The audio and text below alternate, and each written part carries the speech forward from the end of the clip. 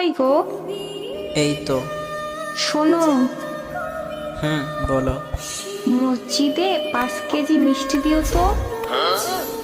কেন? আসলে কি? আরে না, মানে তুমি কি আমি? বাবা হইতে আসছো।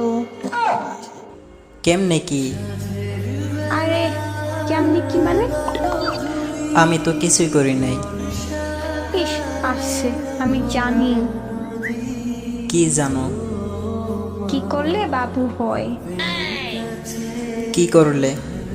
তো তুমি তো আমাকে সেদিন পার্কে দিছিলা।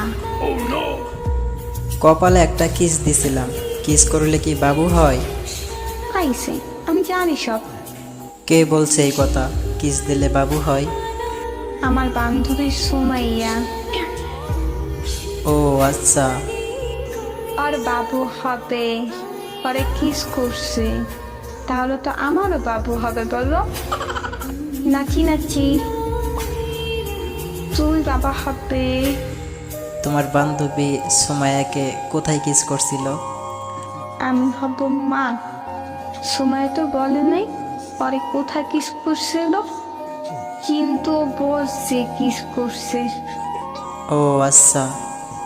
তো তুমি তো আমাকে মাঝে মধ্যেই করো। শোনো, হ্যাঁ বলো।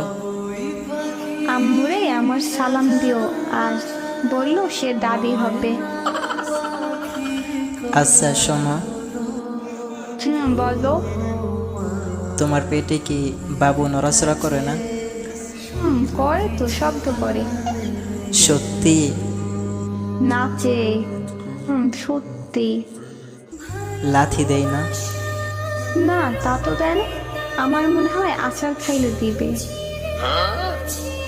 তোমার কপালে কিস দিয়ে তোমারে মা বানিয়ে দিলাম। আমার সোনা জামাই। ব্রেকিং নিউজ হবে এটা। কপালে কিস দিয়ে বাবা হয়ে গেল এক যুবক।